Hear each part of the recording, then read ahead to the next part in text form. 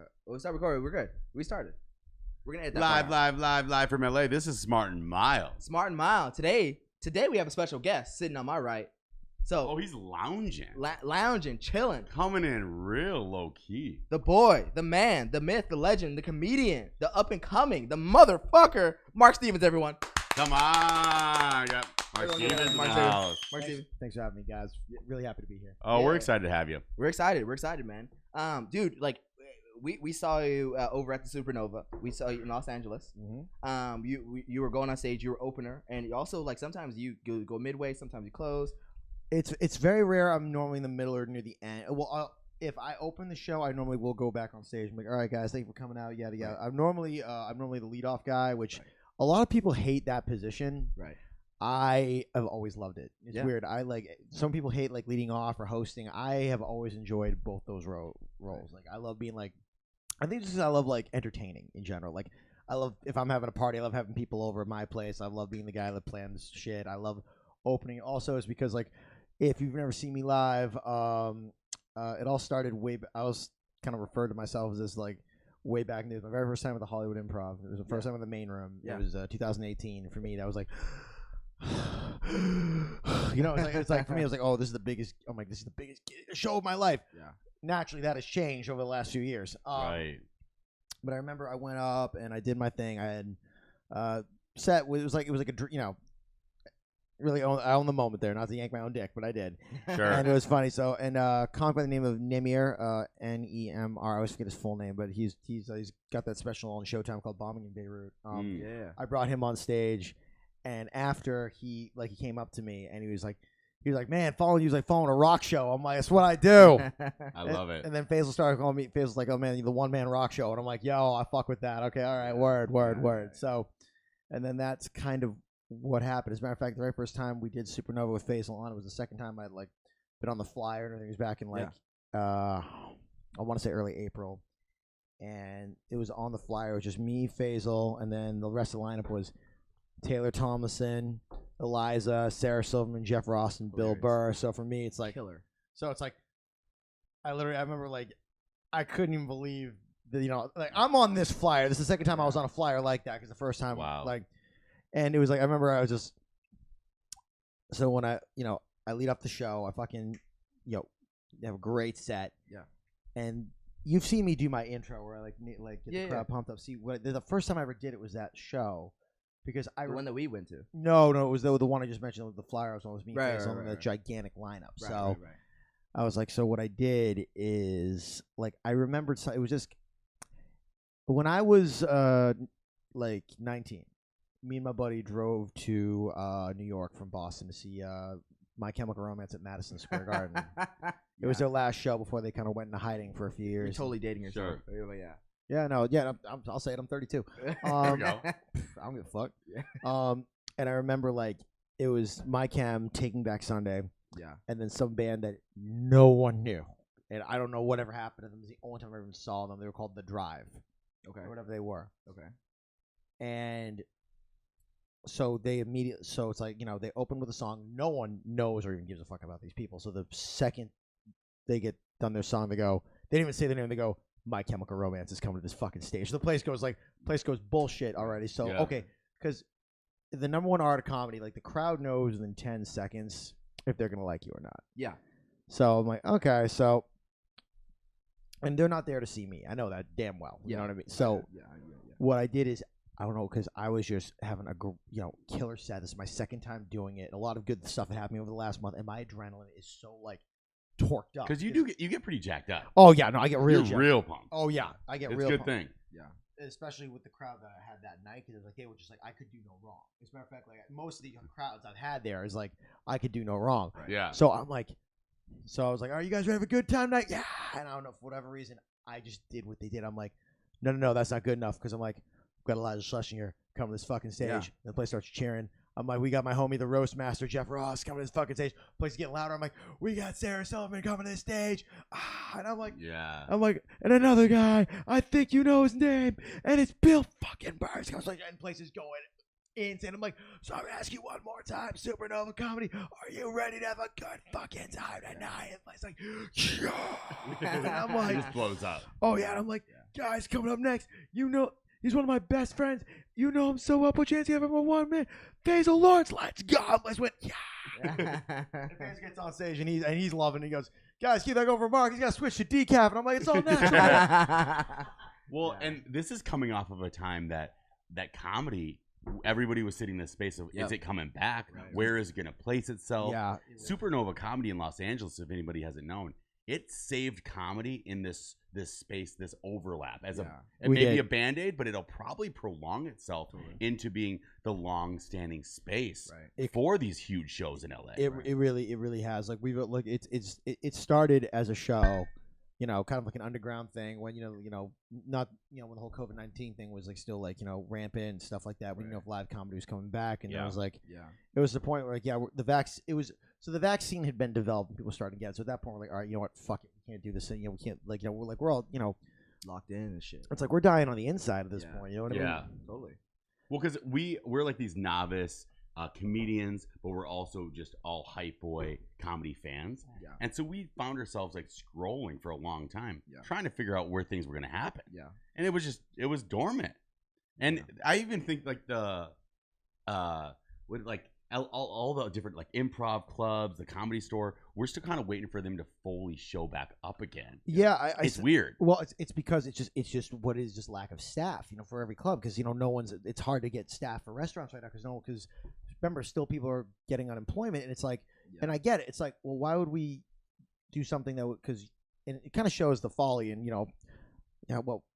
our way of life here in America. Look, it's like, well, people are like, I'm gonna make less money if I go back to work. See, there's a problem right there. You know what I mean? Yeah, so it's like, it's like, why am I? If I'm still gonna be paid more money, why would I give up more to make less when I don't have to? And sacrifice and all this shit. Yeah. It's working a shit job. You know what I mean? It's like, and we just don't know how many people in LA have actually left. That would be the person that would be like a doorman at the Comedy Store, or be able to even like it's not the door. It's just the actual straight up, just like restaurant staff and stuff like that. Okay. Like a lot of these clubs, it's like, and just not just them, it's just other restaurants haven't been able to. Every place has been able to really open up to the full potential. Yeah. Because it's just a lot of lack of staff, and it's not anyone's real fault here. It's just like, well, what can you do? Right. It's like, we want you to come back and work like a tough ass job for less money when you could not have to do anything and make more. Like, I get it. It sucks, but I get it. Well, I mean, even that. I mean, Supernova, like from a humor perspective, opened up and was able to have an avenue for people to just go out and laugh and get out and just be able to clear out this bullshit that we just been through, and to have like comedians like from like full like real lineup good comedians come through and just be funny as fuck. I mean, that was awesome. Right. And then we were like really enrolled by your energy because you were coming in and just introducing everyone and getting the show pumped up. And we're just like, hell yeah, man! Like freaking, this guy's awesome. You got to set the tone, man. That's what I do. I set the tone. You got to set the tone. But I do actually. Speaking of setting the tone, we started the show off wrong, incorrectly. Very incorrectly, and we need to set the show off. Start the show off correctly. So by doing that, we got you something. Wait, we got you something. We got you something. We need you to put these on for you to be in this like space in this show. Like, did you actually buy me a pair of Adidas? Well, these are champions. Yeah. Some people have stage shoes. We have podcasting shoes on here. We have podcast shoes. And we just like to bless our guests with some like new all whites, something clean, something nice. Yeah. And can you show off the shoes a little bit to the camera? Looking beautiful. We got our guests some shoes. Very nice. There we go. If you want me to put these on, I'm gonna need some scissors or something because they got like. Can we get this is a yeah. We kind of cut to this a little bit. We can put some time on it. It's okay. But yeah, we're gonna get you wearing those shoes so we can. But you need some new stage shoes, something clean. Yeah. You really bought me actual shoes. Oh yeah. Well, there's nothing more that someone appreciates than just a pair of shoes that you'll wreck in one night. Yeah, exactly. Probably and it's done. Yeah, but at least you got one night out of them. Wait, so this is this is like you legit bought me a pair of champions. Like you don't want me to give these back after? No. These are yours now. Yeah. We want you to spill coffee on them, maybe a drink on them later. Maybe you go to have a show with them. This is the first podcast I've ever been on where someone bought me a pair of shoes. Yeah. Well, we realize that like in LA traffic, it's difficult to get here. Yeah. Everything's annoying. And especially living in this podcast world, nobody wants to come on a podcast anymore. So at least when you get here, you want to be able to show up and say, hey, you know what? At least it was like a drive to my favorite little kick stop. Yeah, exactly. I mean, hey, 40 minutes took me to get here. Get free pair of shoes. It's pretty dope. There you go. That's a normal LA experience. We're happy to have it. Shout out. So we got to do it right. You know what I'm saying? Especially you're sacrificing your time to come here. We got to make sure you're correct. You know what I'm saying? One of the things that I think is most interesting about you is the fact that your like voice being on stage at the Supernova, you were probably one of the first people that everyone was reintroduced to normal life again. Yeah. In LA.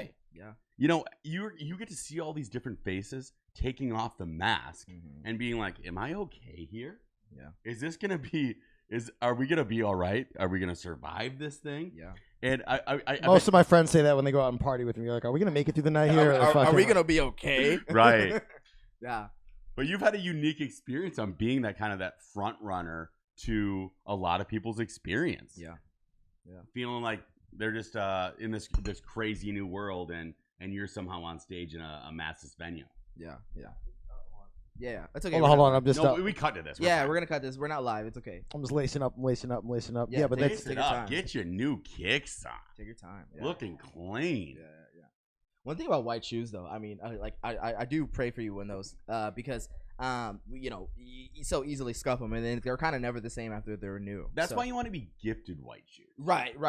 You don't want to be like, he wants to be like, dude, I was on this stupid fucking podcast. Yeah. I don't give a shit about. So funny. My mom was like, I'm driving here, and my mom was calling. She goes, so they're paying you, right? I'm like, Mom, I can't ask them to pay me. Like I'm not famous nothing. And I'm like, well, I received some form of payment. So there you go. Well, you're a professional. Yeah. And so that we understand that. Yeah. This is a tax write-off for us, so that's really important. Yeah, that's true.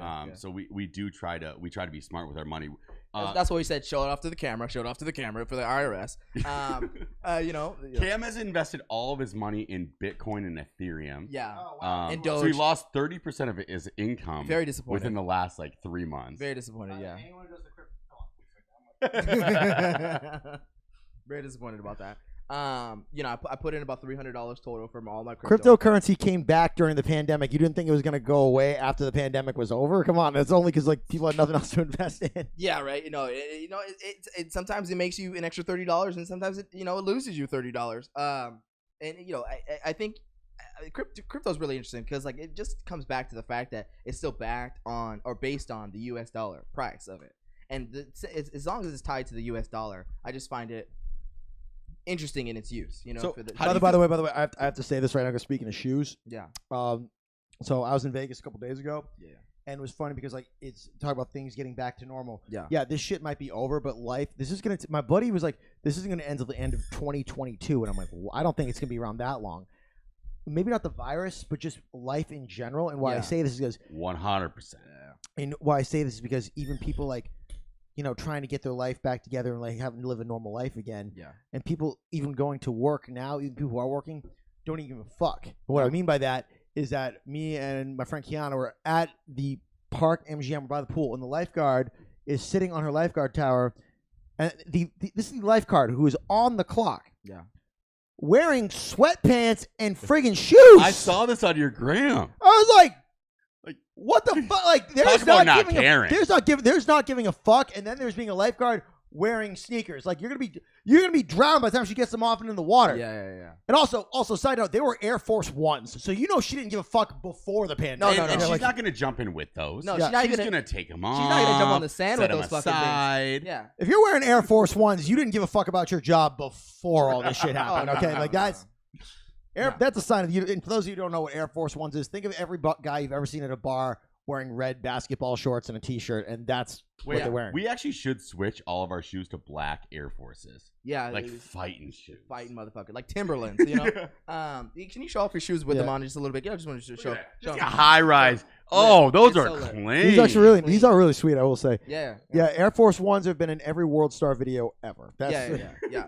And if you know these shoes, these are essentially the broke ass Air Force Ones. This is what you have. I'm sorry. That's okay though. I'd rather champions because you work out in these shit or something like that. Air Force Ones are you don't give a fuck about anything. No, and you don't even crease them. No nothing.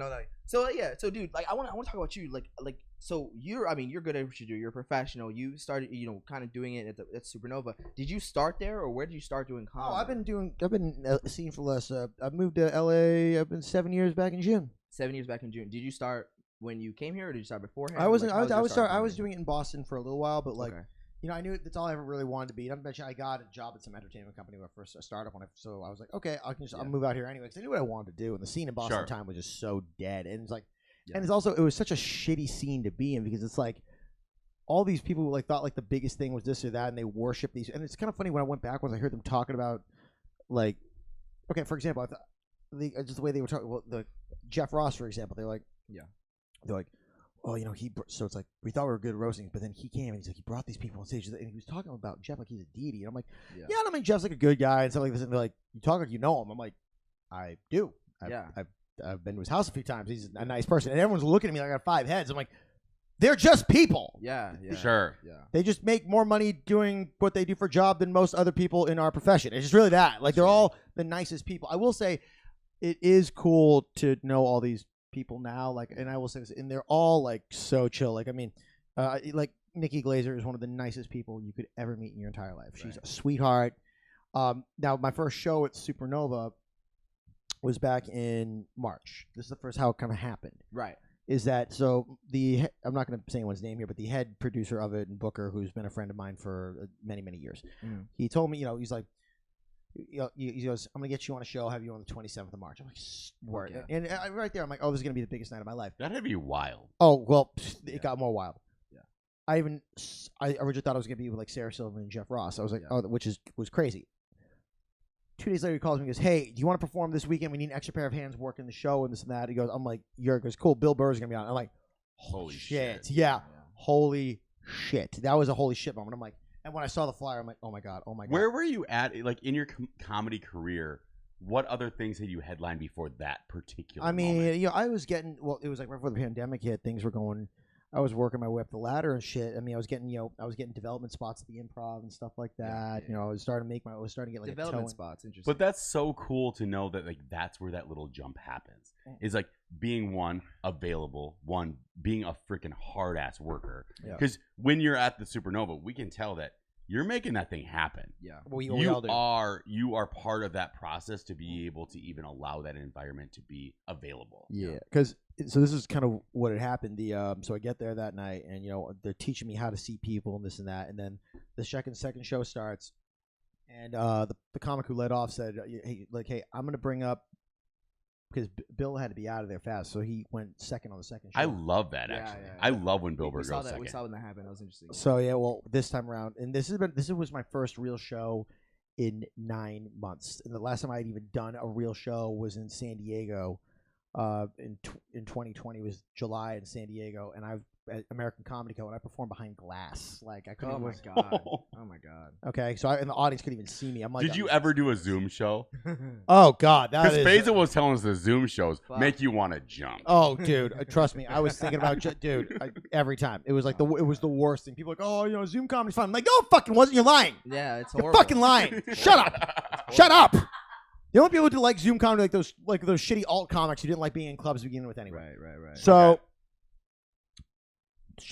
right before the show starts, again, I have not performed a real show in 9 months. I'm on the biggest show of my life. Right. With one of the biggest comics of all time. Ever. She comes up and she goes, I'm going to bring up Bill Burr, and then Bill's going to bring up you. Oh, shit. You know, like that slow motion moment in the movie where the guy's like, "Wait, what?" Like, I was like, I'm like, it's like the drug little part of the movie. It was like the drug montage. It was just like one of those like it was like time slowed down. Right. Time slowed down. Holy hell. Time slowed down. So also like I never talked to Bill Burr, and the way we do it at Supernova to save us time, we do it pass the baton style. So one comic brings the other. Yeah. So I have to go and talk to Bill, introduce myself to him. And I'm like, this is listen, I don't normally get starstruck anymore. This is the last time it happened because, like, listen, it's one thing, like, it's like one thing, it's like this is Bill Burr, fellow Bostonian. Yeah, from Boston, yeah. And, like, my comedy's my comedy because of his comedy. Like, I wouldn't be here without him. So, you know, it's like, I walked up when I approached him, and I was like, hi, Mr. Burr. Like, I don't know what this, I goes, here's how you doing, kid? I'm like, good. I was like, you know, my name's Mark and this and that, you know, and I was mentioning, I was like, oh, you're from Boston too. I was like, oh, you know, what part are you from? It's like, I grew up here. Like, I remember going to Bill Ricca as a kid, going to the T-Bones down there. So it sounds like. And then he was so cool, and we just shot the shit. So, and I'll never forget. So he goes on stage, right? Yeah. And he's not even trying, by the way. Dude. And he is murdering this crowd into oblivion. He is the most relaxed and improv. Like it's all improv.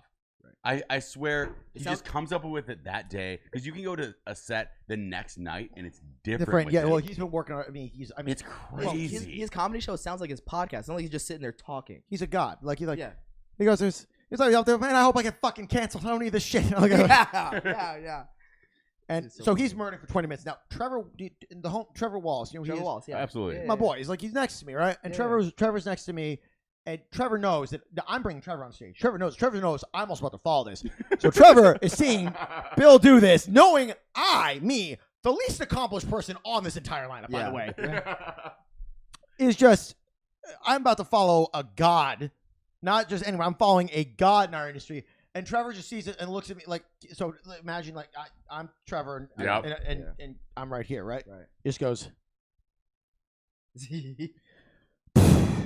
I'm like, you're not helping. Because like 20 minutes, I'm sitting there thinking, I want someone to put a friggin' gun to my head. Oh my god. I'm like, this felt like a comedic hanging right here. I'm like, I'm about to die. So, and I'm riddled with anxiety. I'm like, oh my god, because I hadn't felt this moment. I hadn't felt like this in forever. Like, So Bill's like, all right, guys, thank you very much. I'm like, oh jeez. So I'm just getting ready. I'm standing there. I'm like, comedy gods, please be with me. Yeah. And then Bill just goes, all right, Nick, coming up next to the stage, fellow masshole. And when he said that, everything anxiety like left, and I felt like I got touched by Thor or some shit. I felt like the strength of Thor went through me. He said fellow masshole, and my hand just shot in the air. Like I couldn't even control. I didn't even control it. It just went on its own, just shoot up. Yeah. I go on stage, and I'm like, and one thing this show will teach you how to do real fast, especially if you have to follow someone. Yeah. The one thing I do is ride their wave and definitely acknowledge how good they just did. Yeah. So, because I'm like, ladies and gentlemen, one more time for Bill fucking Burr.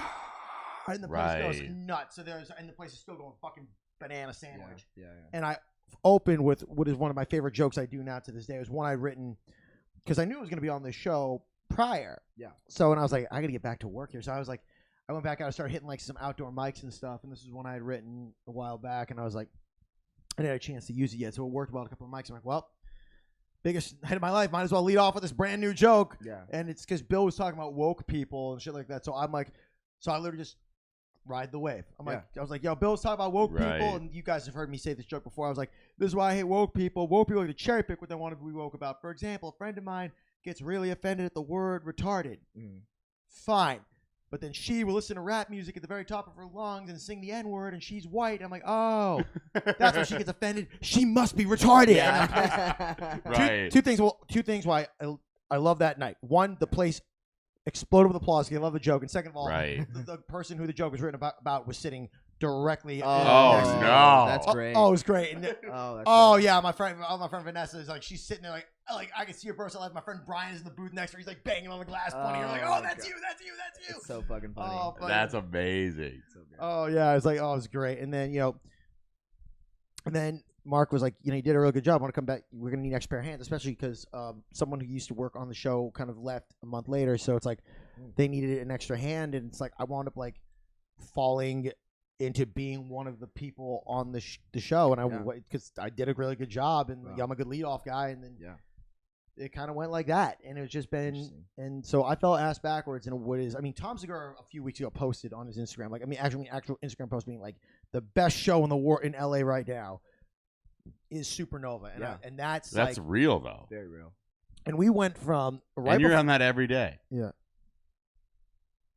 What has to be just so wild is knowing that you're just like the person that you are, knowing that you're just working through the jokes that you're doing, knowing who Bill Burr is, Tiffany Haddish, Tom Segura, Theo Vaughn, and then, but you're on that ticket, and when you're seeing it as a comedy fan, you immediately are able to witness you are one of the next guys up. Yeah, that's just the reality of it. That. Like, 100%. Yeah. What I was going to show you is like, so right before we posted that, we were at like 3 10,000 followers. So then he posts that, and then we're up to 10,400 right now. So that's what Tom did that. Yeah, it was so Tom did that, and then the snowball effect started because we could once everything opened up, we could start like sharing. We could start posting more on our Instagram page, like because now it's like we're not gonna have the swipe up and stuff. We're not gonna have the health inspector on our ass or anything, so we could show the audiences. Now audience members would be like tagging, Supernova comments, Supernova comments. We would just share all their stories. Yeah. And it's literally by word of mouth how this thing is just because we don't really we only advertise really for the most part on our Instagram and Eventbrite. So it's just through our own word of mouth and shit. This thing is starting to on the come up. You know what I mean? Because I'm thinking like the Hollywood Improv, for example, has maybe about 60,000 followers. So we're already like trying to get on pace with that. Right. You know what I mean? Well, yeah. I mean, people. I even shared this show for many people. I brought my dad to the show because I just thought it was awesome. Right. I was always sharing around. We keep on going. We're like, are we being weird by showing up so much? But we are so. Like, we need comedy in our life. We've been desiring it, and it's the only place in town that's making it happen the right way. The right way. You know what I mean? And just, like, having that open space and not being all weird and COVID weird and anything like that. And just having an open show with comedians just coming to be fucking funny. And killer comedians. Killer lineup. Yeah, the monster lineup. Yeah. It's all murders. Yeah, and once, like, May hit, when some people have been vaccinated, we started, like, packing more people in there. Now that LA's fully open, especially, like, tomorrow night, because we have Bill Burr for 2 shows tomorrow night, which is probably going to be sold out. We're probably going tomorrow. So we're going to like probably cram in. Like we're like cram people in with a stick. I'm like, oh, COVID's over. Here you go, bitch. Get in there. Like fucking Now I'm asking like the comedian friends for tickets now. Like it's hard to get tickets now. It's crazy. Mm-hmm. You know. You can get them through Eventbrite, or we're actually switching to Seat Engine too. So if you want to click that, the link for all shows is in the Supernova Instagram at Supernova Comedy. Just swipe up. Sorry, we'll get that. Comedy. Yeah. So yeah, man. I mean, it's all good stuff, man. And like LJ mentioned, we really wanted you on because we noticed that you were really on the up and coming. And being on these lineups and being on like even changed my life. I was just another guy. I was just another guy in the crowd, man. And sounds like. People know who I am now. It's crazy. I mean, me and the producer of, now we also have our own night at Hot Cafe every Thursday, which is cool. Oh, no way. Yeah, check that out. That's our night there, which is pretty dope. We're there for every Thursday at 8, which is cool. And it's like, it's beautiful. We're doing that, and it's like, and if I get real with you boys for a minute, right before Supernova happened, it was, it was a long 2020 for all of us. And I remember when it was like, and so much bad shit had happened in the September fall for me that I'm not even going to get into, but like. Something especially that I thought, because a pilot me and my writing partner had submitted, placed in the top 10 of the Page Awards for out of 900 scripts, we made top 10, and I'm like, that's crazy. And normally if you make the quarterfinals, you wind up getting a lit agent or something. So we thought, I'm like, oh my god, we're going to get it right after this. Like we didn't care if we weren't. I'm like, oh, we made top 10. This is great. Yeah. Nothing. We got no phone calls. We're like. So just like, and for me, it's like I was, really banking on that because I didn't really know what else to do after that. So then it's like, I went into a terrible spiral. I was like, it's like I remember going home for the holidays and it was miserable because I couldn't go anywhere because my parents old and shit. So it's like I'd like be really safe at home. Yeah. And it's like all I did was, and I was just trapped in the house, and all I did was eat and drink, and I was just depressed. It's like because it was like I didn't even know where my life was going at this point. Everything I'd ever worked for is gone. I didn't know when comedy was coming back. I get back. It's like I'm like fat. I'm like 25 pounds over where I normally am, and this and that. So it's like I remember it was to the point. And it was like I'm like, what do I even do with my life? I'm like, God, I'm 32. I'm not a working headliner. I never made it yet, and now I don't even know if I ever will. Like, so and I remember it was the point of like, it was a week before Valentine's Day, and I remember I was on the roof deck of my building with my friend Daphne, and we're just drinking wine and shit. And it was the point of like, I like looked down over the balcony. And I'm just I'm literally just staring, and I'm looking at the asphalt for 15 minutes. I didn't even say anything. I was trying to make small talk with Daphne, but in the back of my head, I'm just staring at the asphalt. I'm like, fuck it, should I? You're right.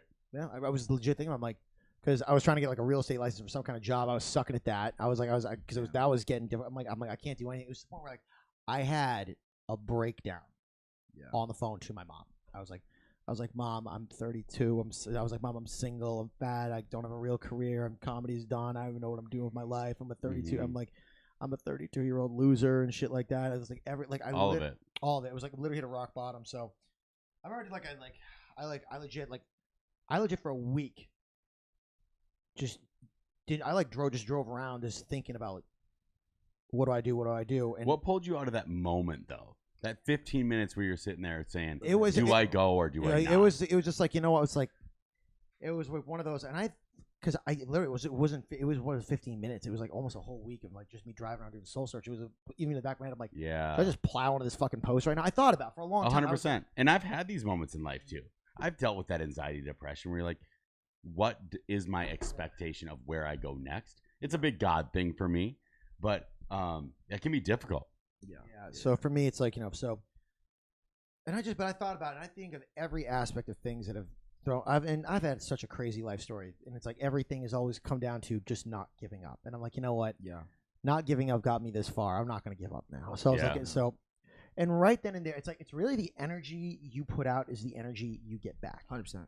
Because I was like, you know what? I got to focus on my life. So all of a sudden, like, my gym opened up and shit like that. So finally, I started going again. I was like, okay, because I used to be a fighter and shit like that. So, like, or train. So I'm like, I knew how to, like, cut weight the right way and diet the right way. I just wasn't doing it. So I'm like, you know what? No, I'm going to fix myself. Yeah. So right as I'm doing, like, once you start working on yourself, everything else starts coming your way. Starts aligning, yeah, for sure. I realized because that's when, so I started doing that, and that's when I got the phone call from Mark, and then it was like all of a sudden, like, then I wound up working on the show, and then all of a sudden, which turned into like a job here, and then I'm doing comedy again every night. I'm doing comedy again every night in the best show possible with all these people, and I'm losing weight and this and that, and I'm making all these new friends. I'm friends with these famous people. I'm friends with all these other people. I'm friends with, you know, Mark and Johnny Houston, who own everything. And they're the two nicest people on the planet. They really are. And it's like, took the momentum for sure. And it's like, you know, it's just one of those things. Like, just don't give up. It's like it really is. Sometimes it's just darkest just before dawn. You know what I mean? Yeah. So, you know, for anyone out there, just never give up on what you want to do. If you just work, like,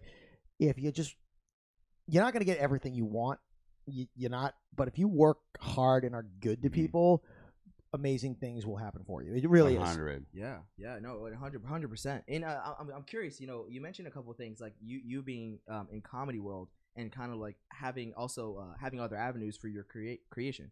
And like you know, take us to that world of people that are listening. You know, when you're a comedian, you're not only just a comedian. You're also like part-time this, part-time that. I mean, a writer, actor, musician, if you want. I mean, I have me and a couple of friends. We have an EP out. We just, you know, right now, an EP out. Yeah, we're music. Yep. You're a rapper? No, God, no. What do we got? Hey, you're a fighter, Jesus. Yeah, fighting, rapping, motherfuckers. Like hard rock band. Like okay. We're called Drunk on Death. It's in the bio. It's in my Instagram bio. I love it. Yeah, I like that. I don't have enough followers to swipe up yet. If you guys want to help me up, get to that point. Like, I gotta get swipe the fuck up. And we're going to his EP. What are we on Spotify right now? Yep. It's we're called Drunk on Death. If you want to pull that up. Yep. So you're currently on Spotify. Yes. You're swiped up, and now you're on his EP. Yeah. Drunk on Death. Yes. I like it. I like that. So right now it's the Viper Room, is that like your hot spot? Well, remember, we put this out during the pandemic, so we never had a chance to perform. I don't even know if the Viper Room's open yet. I'm not entirely sure. I know Harvard and Stone is starting to do live music again, which is great. Which is dope. The LA comedies or the LA music scene is only open within the last month. Yeah. It's been real. And right now, my main guy I do the music with is he's back in Florida for the time being. Just got to get some stuff in order, and he's gonna move back in the fall. Florida boy. No, he's from Maine, but now he's all Florida. He goes, "Oh, I'm the biggest Tampa Bay Buccaneers fan." I'm like, "You were a Patriots fan 2 years ago, but now Tom Brady left. You're there." Yeah. So how do you deal with that? Being a Boston guy, Boston has this weird feeling. City of champions, baby. People, you walk in the room and say, "I'm from Boston." People hate you. Yeah, it's the reality of it. They think you're Dave Portnoy. They think all these different things. I mean, I love Barstool. I like that. I love Barstool too.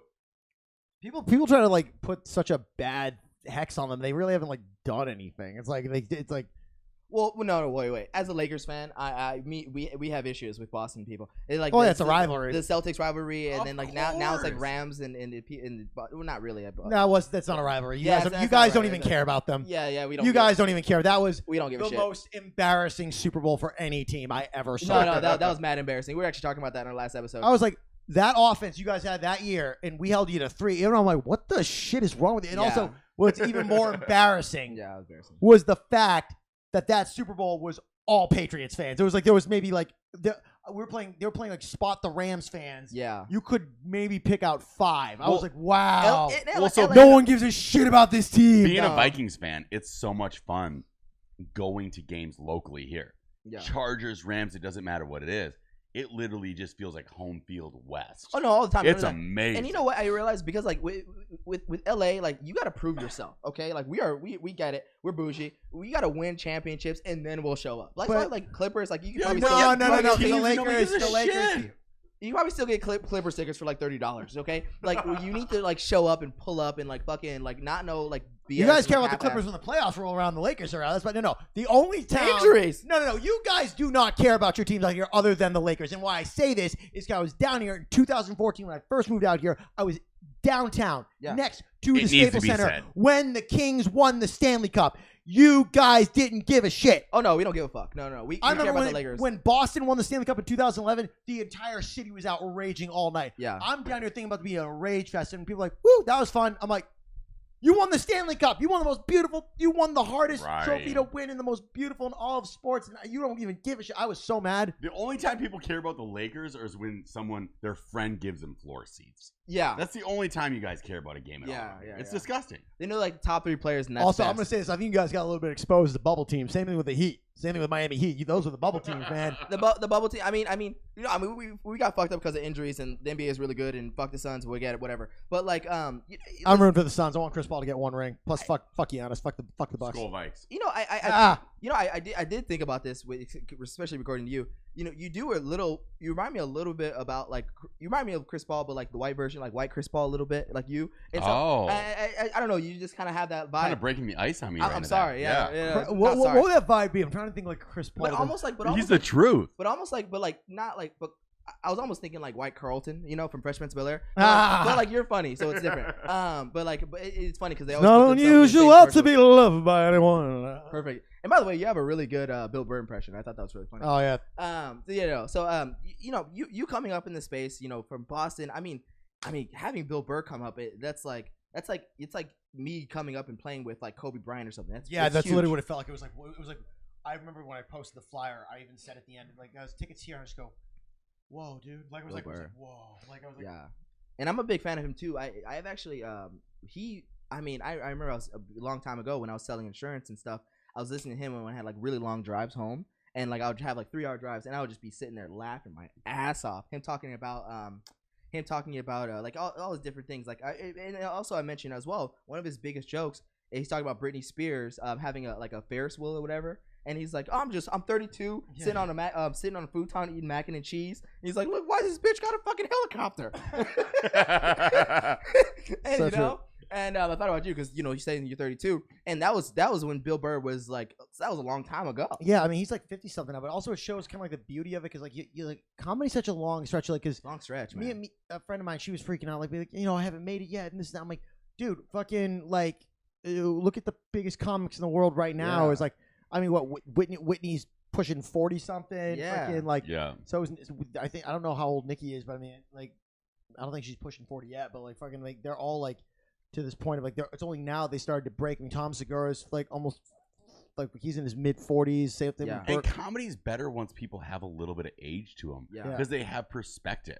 Yeah, it's way better. Over time. Look, Dane Cook was the biggest star in the world by the time he was my age, and he kind of fizzled out a little bit after that. So it's like he like, right? You know what I mean? Well, for multiple reasons that we're not going to get into, but like, that was sure.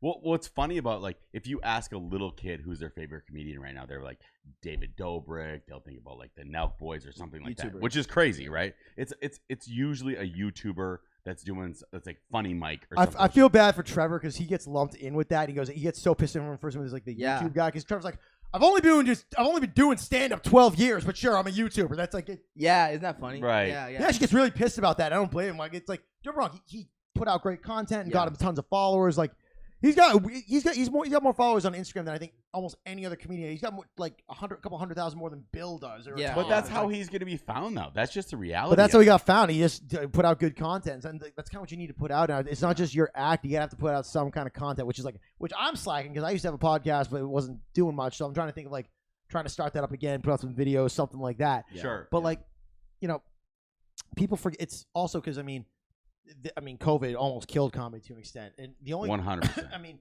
because really the good people couldn't do too much. I mean, I know a bunch of people went down to Austin, Texas, thinking that it was going to be they're going to move back though. Yeah, they're totally going to move. That's back. not going to. Good luck with that. Fuck was that? Good luck, dude.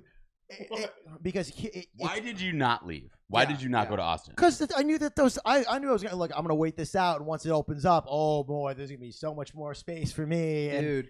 And now there's more. Okay. Good thing I stayed too, because now there's more space. I know what to do with it. Now you're hosting shows and shit. Like I feel like, and also, my goodness, I apparently have a lot of new friends now that always DM me like, hey, this is great. How do I get on the show again? I'm like, fuck you, dude. Fuck you. Fuck you. Yeah, you didn't even like me. In fact, that you wouldn't even fuck with me. You wouldn't give me like. I was like trying to do your show, like, oh, maybe later. And now they're like, oh, how do I, like, let's hang out. You're great. Let's hang out. Hey, Supernova, do my show too. I'm like, yeah, buddy, like, fuck off. Like, one, I don't even book the goddamn show. Number one. For sure. Number two, like, I can maybe lend an ear to the bookers of the show. Like, hey, you should maybe talk to this person, but it is not my decision. You know what I mean? That's the weird part about LA. You cannot discount anyone around this place. Yeah, but now before you know it, they're on the biggest show in town. Yeah, now it's like, oh, ha, ha, ha. It's like how the tables have turned, Dr. Evil. Yeah. And you don't want to be that motherfucker that tables turned on. You know what I mean? You know what I mean? You don't want to be that motherfucker. No, I would still be the nicest guy on the planet. I still have, like, here's the thing. Nothing has changed. I'm still the same person. I have all the same friends I had. I've got a bunch of new ones, but I still have all the same friends I came up in the scene with. Even if they're just still, like, at open mic level, I always chill with them. You know what I mean? Like, that never changed me. You know, that's the one thing. Even with all this stuff, like, I've got it's cool. Like, I've got some friends in high places now, but the same people that I started with are still the same people that are like this with me. Even if they never like, even because some people just don't progress. Some people just can't write the joke, and it happens, man. Some people got it, some people don't. You know we got the curly-headed overlord running across. Watch that little curly hair. Totally. Watch out. I hate the camera. It's okay. No, I feel like and that's good. I mean, like, having the same people come up with you is major important, because number one, it keeps you sane, and number two, it keeps you humble. You know, you don't want to be like Conor McGregor that happened this weekend, and then be that motherfucker that's just like Doctor Stoppage when he killed getting his ass kicked. You don't want to be that guy that's just fully delusional. Honestly, if I truly believe this, if that had not happened, the second round would have gone way more in his favor, because he knew what not to do at that point. Like. Oh. Yeah, you're from Boston, so I get it. No, I'm from someone who used to be a kickboxer and shit. That's like right. That. You used to fight. I'm telling you, the second round would have gone better in his favor had the ankle injury not happened. I'm telling you that straight up.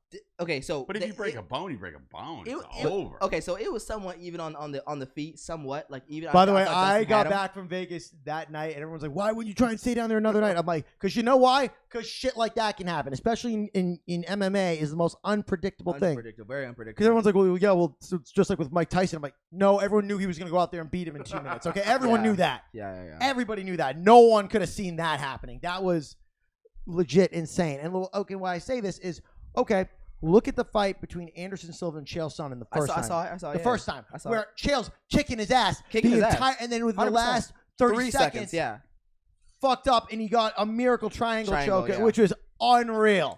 No, that was supposed to, but see, like I said, anything can happen. As a matter of fact, in the first Dustin Poirier fight, the second fight, Conor, I thought was going to win it first, because he got the first round, Because the problem was that Conor wasn't doing his karate thing. He was still in, like, boxer stance. That's why it's like when Michael Jordan came back from baseball to basketball, why he was having a little trouble is because he was training in a different way, and then for a different sport.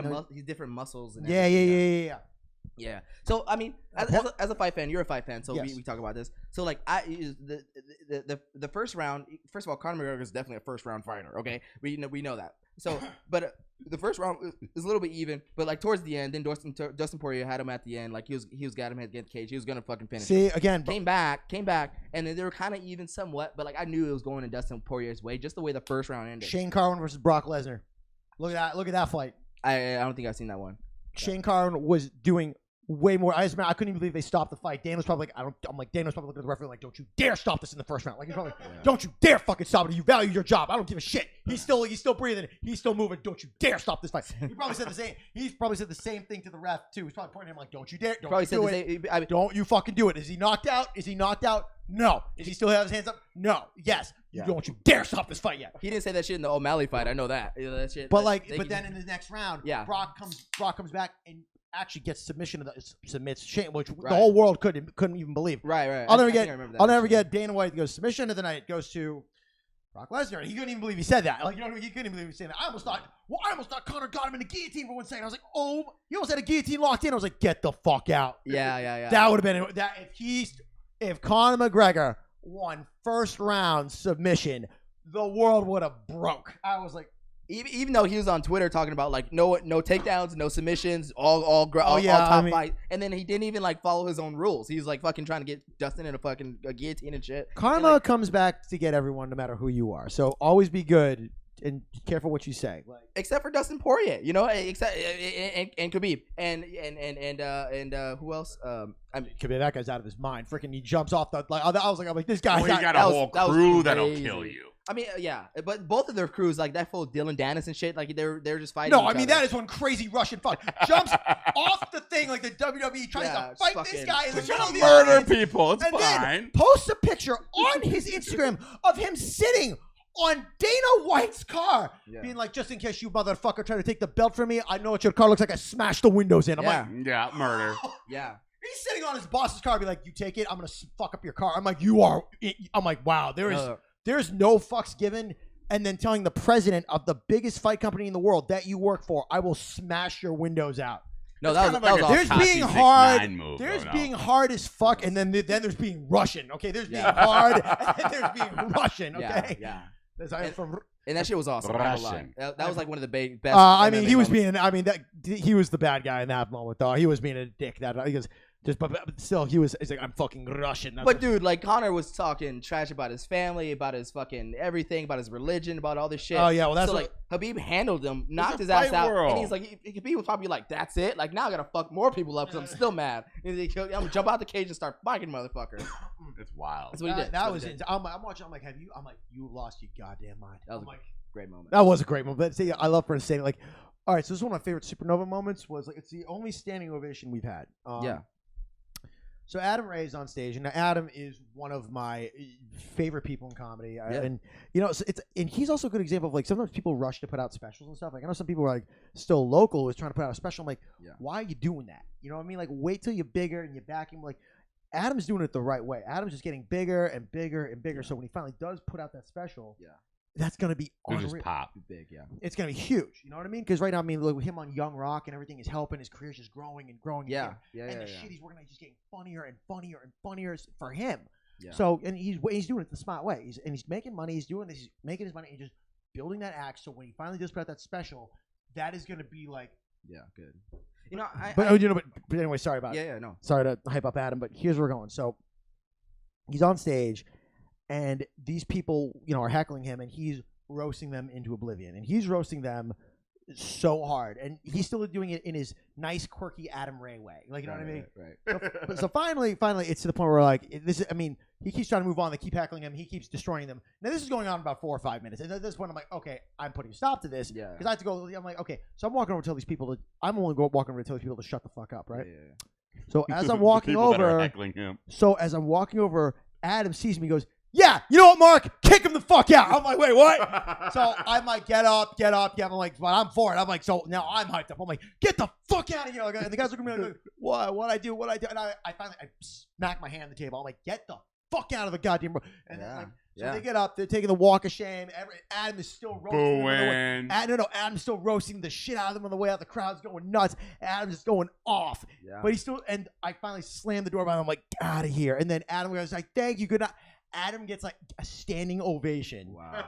The place is going nuts. And he sees me, I'm like, let's go. and it's funny because he goes up to me afterward and he just goes, yeah, I heard you go, let's go. And I felt like so amped. And I'm like, I finally knew for one moment what it felt like to be Mark Stevens 24/7 with all the energy you have.